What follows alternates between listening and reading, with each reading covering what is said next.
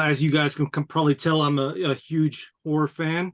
What can you tell me about the film and the I guess what can get my audience excited? Oh man, look at Batch's sexy face. Does that do it? What's Jesse? Good to see you, brother. No, man. Look, we're excited to be able to speak to you, man. And yeah, look, man. We are. I was just telling a guy earlier today that I was grounded and built in horror. Everything about me, speaks to the horror fan base. The first people to ever interview me was BloodyDisgusting.com. The first cinematographer I ever got to work with was Daniel Pearl, who shot Texas Chainsaw Massacre. Yeah, man, this movie is everything that you embody as a filmmaker and as a horror filmmaker, based on the fact that it's a group of us underdogs all coming together to just tell a raw, ugly story that we feel is really fucking cool and really scary. And what I think that I love about the movie the most is the fact that it deals with something that we are very afraid of, which is fear. Hey, stop it. I'm sorry, I got a werewolf in here. Stop it, werewolf. Sorry. Get out of here, werewolf. That's for all your horror fans. I have werewolves in the house. No, dealing with fear, man, like what fear means to us every day and how it actually consumes us. That's what the story's about. And what I think is really cool is we're in this place now, Jesse, where horror has transcended what we used to just call it in this box.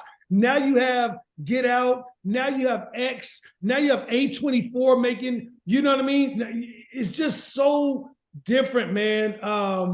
To where now you can express yourself in an artistic way in the horror format. And I think that's what Fear is going to do, is going to have this electric vibration to it. Chris Duskin shot the movie, who shot Lights Out.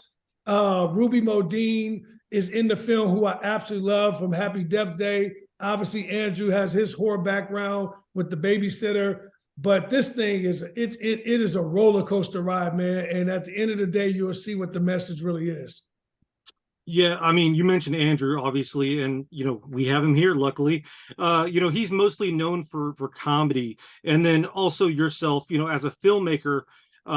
With him as an actor, is it challenging to be taken seriously in a different genre, or maybe a genre that isn't your first choice? And then, Deon, for you, is it something like you have a background in horror? It's finally being taken seriously, it's finally mainstream. Was it a long road to get to that point for you?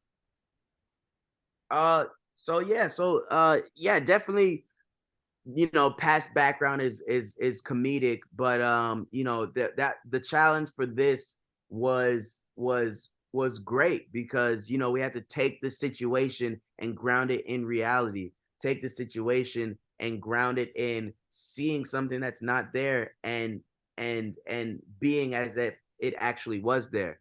And there's a time and a place where Deon took me aside. He's like, yo, everything we built, this is where it comes into play. This is where it comes now, and you got to tap in and challenge and commit to this. And I felt like a high school kid on a football team getting that pump from the coach, and it really it helped me shift gears.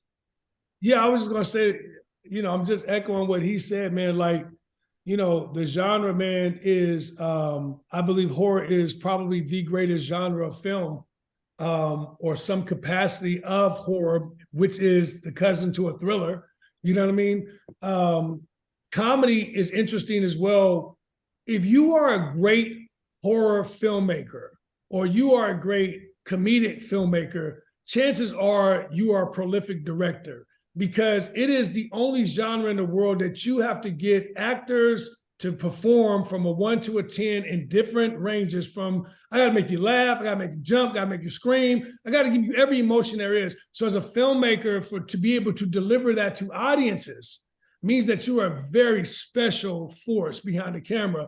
And that's why, Clive Barker and, Robert Eggers and Alfred Hitchcock and, you know what I mean, Gilmore, or, Tony Hopper, that's why, the greatest directors to me, George Romero, all these guys have done something historically to us where we're like, yo, we remember, or we remember seeing it, or when we were a kid, we're like, yo, that movie right there. You can just call it out. You call a horror movie out fast, you call any other movie out in your life, if you're a film fan.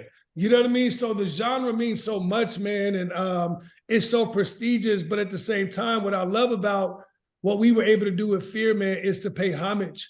There's a lot of energy around The Shining, which, you know, I'm a giant fan of with this film. The cabin and what it is and what it feels like, the mental stability of the characters inside the movie, like where we went. But what I've been talking about the most, and for all your fans to listen to out there, which I think is really cool, man, it's something to just conceptualize for a moment. When we were shooting this movie, just so people really understand this, you know, we're lights in action right now talking about it, but we shot this movie in a time where we didn't know what COVID was. There were body bags on the news. No matter what you think, conspiracy or not, we were in a place where we were like, yo, I don't know what this is. And we were afraid. And there was a moment in the movie where each actor, you know, there were directors that were shooting movies on Zoom when we were the first people in the country shooting with a camera. And there was a moment where Batch had a scene where he drank some stuff and he actually threw up. And everybody like jumped back. And the camera operator dropped the camera on the ground, damaged the camera, dropped the Sony Venice camera on the ground and ran out. And we had to go outside and speak to him for an hour because he was like, how do we know we're not infected right now? How do we know everything in there? Like, you guys got to Lysol the whole thing down. You got to do this. I don't want to be in there for 3 hours. It became, and we were like, oh my God. And it was the first time I was like, wow, this is like, we knew it was serious, but to understand the mindset.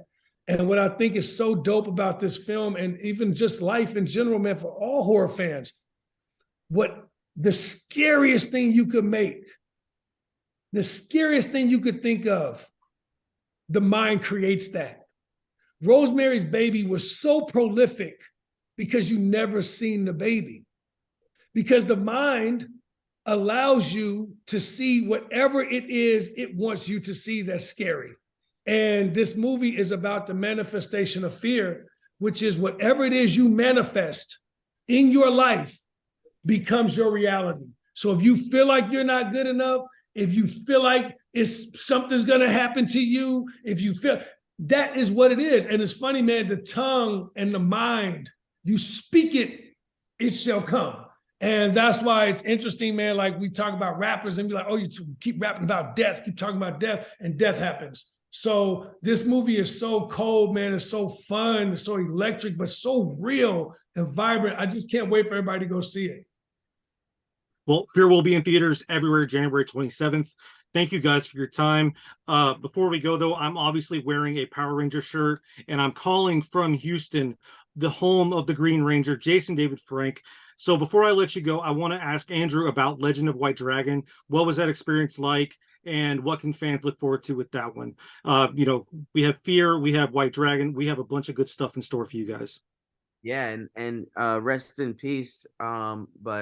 Yeah, that film, it was a great experience. I can't wait for everyone to see it. And yeah, it's sad, the whole story, but I'm glad we got to finish that project, and I can't wait for everyone to see it. Excellent. So Legend of White Dragon, we got Fear coming up January 27th. Thank you guys for your time. Very much appreciated. Everyone go see this film. Y'all take care now.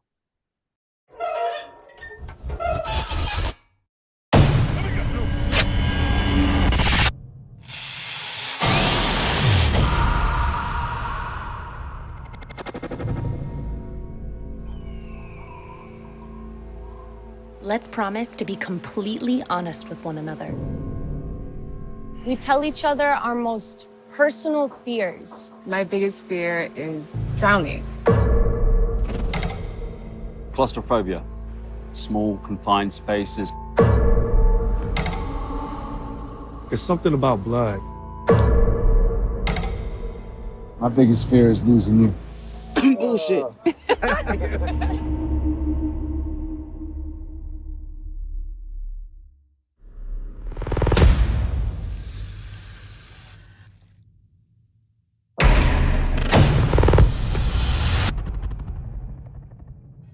believing what you fear will bring to the victim what they are afraid of.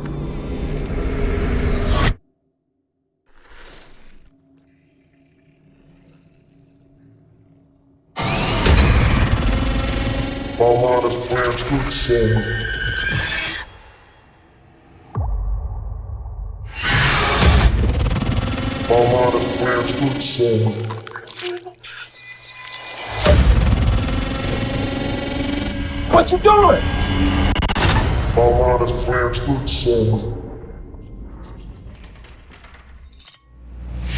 What do you see?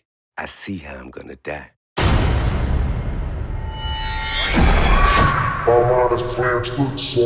Let me out! Let me out! Let me out! Let me out! Let me out! Let me out!